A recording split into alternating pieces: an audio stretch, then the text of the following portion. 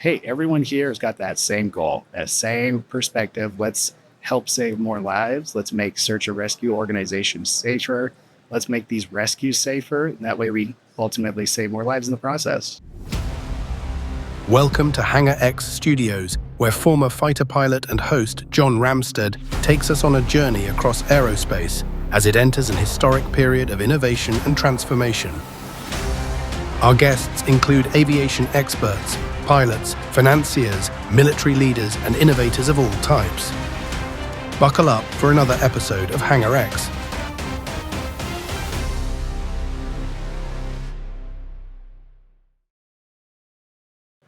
All right, hey, welcome to the Hangar X podcast. We're here live at Verticon, and we're having a great discussion today with Mike Martin. Mike, welcome to the podcast. Thanks for having me.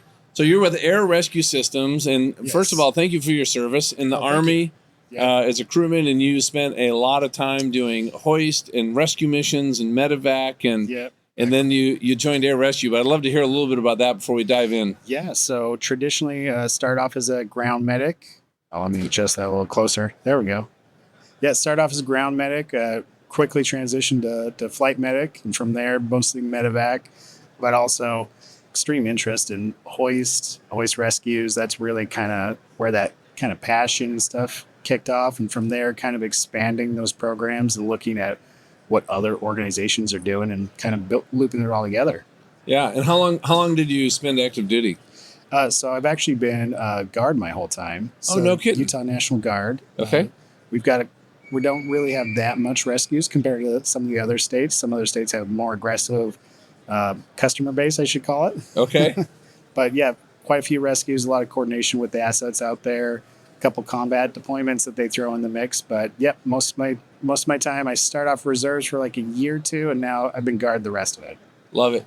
Matt, well, first of all, thanks for your service. And could you give us a little background, though, on Air Rescue Systems and what the company's up to? Yeah, so Air Rescue Systems has actually been around for about 25 years. They started off just doing search and rescue in Oregon, and they've kind of transitioned from an actual rescue organization into a training organization, and then But they actually doing the rescue missions. They had the helicopters. They had the they were crews, contracting to go out and contracting out, doing search and rescue in the Oregon area, and it's kind of evolved into a training platform. And that's where Vita came in. Vita came in and wanted to join up as a collaboration. Now, what's Vita? So Vita is the parent company for Air Rescue Systems. Okay. They're really well known for like their anti-rotational spin device, the VRS, the Vita Rescue System, and just kind of that same mindset of whether through technology, equipment, training, what makes people safer when they hoist. Okay. Yeah. And now, what's your role at ARS? So I'm the new vice president of training. ARS, most people, when they think of that, historically, Bob Cockle's been the one going out doing a lot of the training events. And with Bob retiring at the end of the year, I'm coming in with that transition, but also kind of expansion with ARS to really push more training perspective, more equipment, also really look at the technology that drives it all and get it all on the same page. Yeah, so like you said, ARS is expanding. There's an expansion happening on. So what's driving that expansion? Well, traditionally, the ARS was mostly just Bob and his team going out and training, and with more and more organizations looking at hoist platforms or really just air rescue in general, being able to provide that outside perspective for training options, and we'll give them different thought perspectives from the outside in, looking at safer, more efficient air rescue operations, and take what they like and continue to collaborate in the future. Yeah, and what are some of the training methods that you're bringing into this expansion? So with the expansion, it's a lot more perspective. We're looking at branching out. It's not just Mike with his Army experience. We're looking at people with different backgrounds, different thought processes for how to make these rescues safer and more efficient, and then getting everyone together on the same page to collaborate. So that way, when we start looking at newer ideas, newer thought processes, that way we have more of it's not just one person's experience that's driving the training. Yeah, and what is your expectation on how that affects the preparedness of the helicopter rescue crews? So a lot of preparedness, and we were talking a lot about this earlier with the safety conferences, the phrase that gets said so often is you don't know what you don't know. Yeah. It's trying to get that outside thought perspective And it's really hard to do that in the moment, especially on a rescue. You have a lot going on. There's the adrenaline. So it's really trying to be able to enforce that safe perspective thought process, experiences from other people, stuff that didn't work and may have unfortunately had led to some type of mishap or incident, and be able to learn from that in the future to avoid those types of incidents and actually progress the industry in a safer manner. Well, I got to tell you, so I was flying over the Sea of Japan, and I got behind my wingman, and he went to do a maneuver to get away from a gunshot.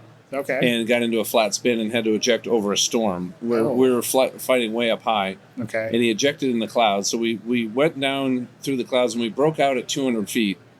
And after a 45-minute search and rescue grid, we finally found them in the water, and we called the helicopters over. It was a 20-foot sea state. So could you imagine being in, and so we had a diver in the water. I remember they were coming in to pick him up, and all of a sudden they had to abort because a big, giant wave came at the helicopter. They had to abort. They finally got him out. But the dynamics when you're in a rescue situation, I can't even imagine some of the things you've seen with, mountains, winds, storms, high, hot. I mean, everyone has its own unique challenge. And it's interesting, too, because when you think of like that perspective, like just those crews and all their different like thought processes and stuff like that, that's a great foundational knowledge that you could add to a more collective idea, especially when you're training.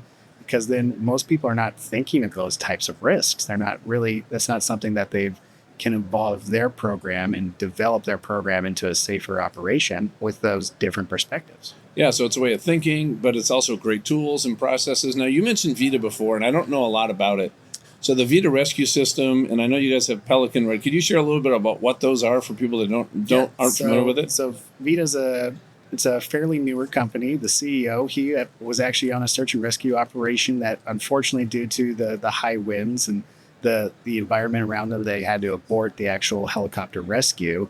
And that kind of incentivized his thought process. He's like, what, if we had something different, I might not have had to abort. Somebody could have been saved. Right? Yeah. And so that's really where the Vita rescue system was kind of developed, was that thought process of like, hey, there's got to be technology out there to stop that spin risk that crew was specifically worried about when they had to abort that rescue for.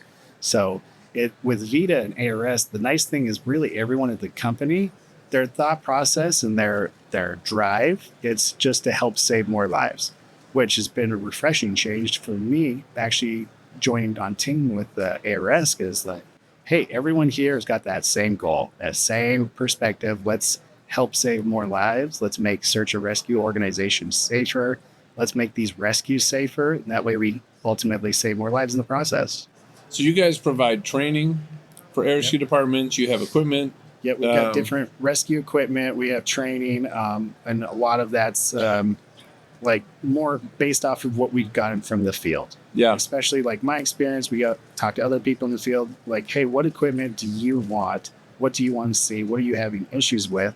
So our equipment is very operator dependent on what we actually decide we want to push out versus stuff that we don't consider that to be top tier operator hoist equipment or utility short line equipment, stuff like that. Yeah. Well, I was not hoisted out, but 13 years ago, I had an accident that was so severe, I was life flighted out by a helicopter. And if they hadn't shown up, I don't think I'd be here, or I'd probably be a quadriplegic. So I have so much respect for the work you guys do. Mike, thank you so much. And just as we wrap up, what's just kind of final thought? What are you excited about here in the year ahead? Honestly, I'm excited to get out and train with more people. The more perspectives you get, the more you can start thinking about things that other people have been maybe talking about for years, but not actually addressing. It's always those weird little issues that, hey, is there a better way to do this? That's our mentality, is that always assume no matter what we're doing, what we're training, teaching, our equipment, always assume there's a better way to do it. And we strive to find what that is to improve us. And then share. And then share it. And then hopefully we'll find and tweak things, or if we've kind of figured out, hey, this is looking perfect for what the operators need. No, let's go continue to strive. We're always going to assume there's a better way and always try to improve on that. Love that. Yeah. Great way to end up, man. Oh, thanks. Yeah, I know you're a little sore there. Yeah, it's all right. Mike, great to have you. Keep knocking alive, and I look forward to a next conversation. Well, yeah. Maybe up in Broomfield one day when you're there. Yeah, definitely. Sounds good. Okay, have a great one. Thanks.